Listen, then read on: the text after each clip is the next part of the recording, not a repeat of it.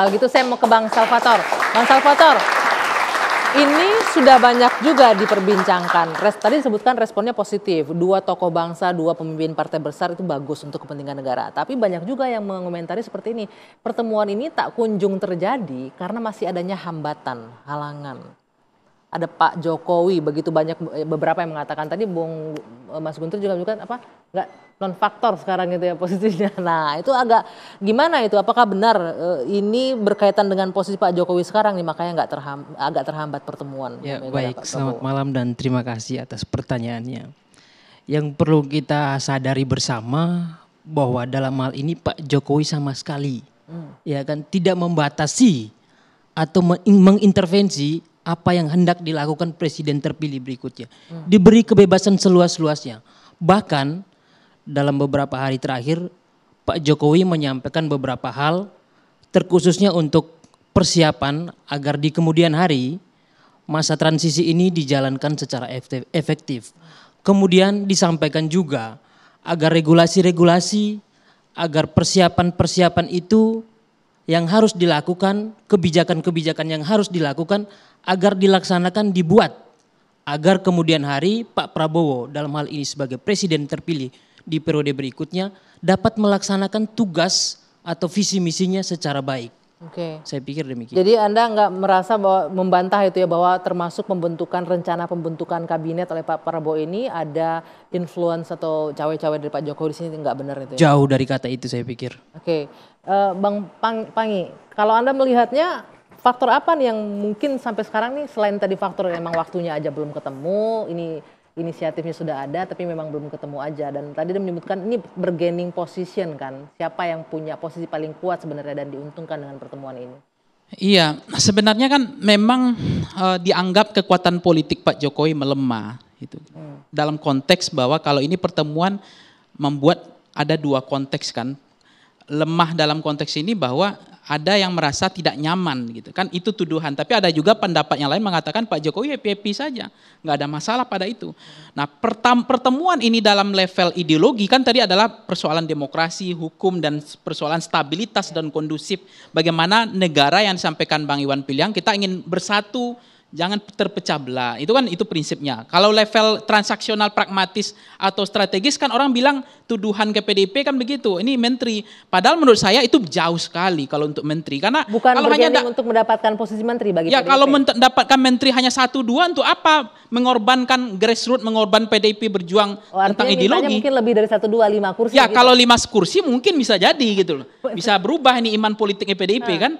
Tapi kalau hanya 1-2 untuk apa bagi PDIP? Terlalu kecil persoalan begitu di barter. Jadi saya melihat DNA politik pertemuan ini betul-betul lebih konteks untuk bagaimana kebesaran Pak Prabowo selama ini, kenegarawan Pak Prabowo selama ini untuk bertemu dengan siapapun dia tidak membatasi. Nah persoalan apakah itu ada ganjalan pada Pak Jokowi karena ada dianggap pemenangan Pak Prabowo ada sama Pak Jokowi, atau jangan-jangan ini sebenarnya juga didukung oleh Pak Jokowi, nggak ada masalah. Justru siapa yang tidak ada masalah hubungan hari ini? Pak SBY dengan Ibu Mega masih ada problem. Pak Jokowi dengan Ibu Mega masih ada problem per hari ini. Pak Prabowo dengan siapapun tidak ada problem sejauh yang saya cermati, meskipun Pak Prabowo pernah dikhianati dalam konteks batu tulis, itu fakta. Masih membekas. Tapi artinya itu? kebesaran jiwa Pak Prabowo. Sekarang siapa yang butuh pertemuan ini? Saya meyakini kalau menurut Anda siapa yang butuh pertemuan ini? Sama-sama butuh karena PDIP itu partai terbesar. Stabilitas parlemen itu penting bagi Pak Prabowo. Nah, tetapi PDIP juga punya kepentingan untuk menjaga marwah demokrasi yang sudah rusak. Hukum yang masalah. Nah, itu yang ingin diperbaiki, menitip ke Pak Prabowo untuk diperbaiki. Gitu. Saya akan tanyakan ke Bang Habib, tapi nanti usai jeda Bang Habib, pertanyaannya tadi disinggung oleh Bang Pangi mengenai Pak Prabowo pernah dikhianati gitu ya. Bu Mega pernah nggak komit dulu. Apakah itu menjadi faktor yang menunda atau menghambat terjadinya pertemuan antara Bu Mega dan Pak Prabowo? Nanti kita akan jawab usai jeda saat lagi.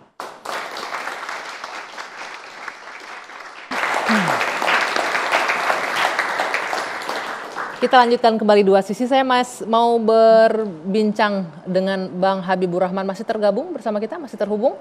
Bang Habib, Iya, ini halo, ada ya yang, masih. iya, Itu. Bang Habib ini ada yang menarik, menggelitik saya nih pernyataan dari Bung Pangi tadi menyebutkan pengalaman Pak Prabowo dengan Bu Mega pernah dulu sempat tidak mengenakan waktu batu tulis begitu. Apakah ini menjadi salah satu faktor yang menyebabkan nggak jadi-jadinya bertemu antara Bu Mega dan Pak Prabowo saat ini, Bang Habib?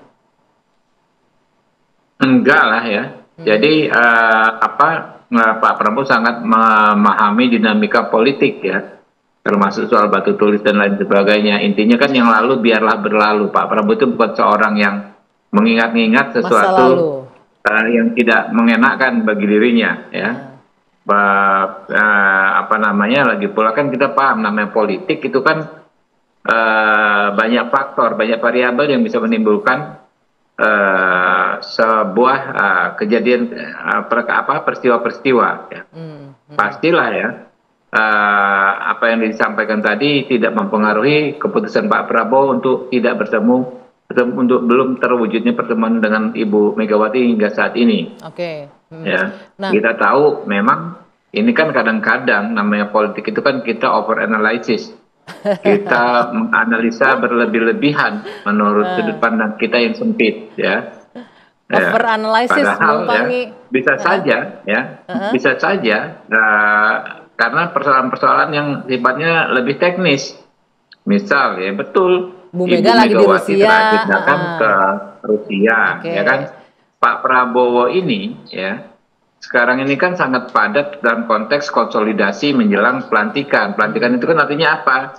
Bukan seremoninya, tapi persiapan kabinet dan lain-lain, apalagi persiapan pilkada. Sehingga memang banyak sekali agenda-agenda yang sempat dijadwalkan kemudian berubah gitu loh. Oke, Ya. Bung Pangi ini Sekali boleh nih. kayak kemarin ada pertemuan dengan Partai Buruh, ya. Hari ini Hari acara dengan ini, Partai iya. PKS, ya kan? 2 hari berturut-turut tiba-tiba tertunda, ya, karena ada agenda-agenda kenegaraan, ya, agenda-agenda terkait jabatan beliau di kementerian. Ya. Nah, itu yang memang mungkin saja terjadi. Jadi saya jamin, ya. Tidak ada urusan sama sekali dengan apa yang disebut misalnya kekecewaan terkait peristiwa batu tulis dan lain sebagainya. Tidak ada sama sekali. Saya banyak sekali mengikuti pembicaraan Pak Prabowo terkait hal tersebut. Sudah di masa lalu itu ya. Sudah berlalu. Nggak ada masalah sama sekali. Oke, Bang Habib, kalau dikatakan tadi ini posisi sebenarnya sama-sama butuh. Pak Prabowo membutuhkan di legislatif yang stabil karena PDIP sebagai pemenang legislatif. Apakah benar demikian adanya? Tapi kalau memang benar itu sama-sama butuh, apalagi selain hal teknis tadi yang Anda sampaikan? Ya betul, ya bukan persoalan subjektivitas saja. Ya. Pengambilan keputusan Pak Prabowo itu kan bukan persoalan subjektivitas dirinya atau Partai Gerindra, pengamanan kekuasaan bukan, tapi dalam konteks kebangsaan kita memang harus bersatu ya.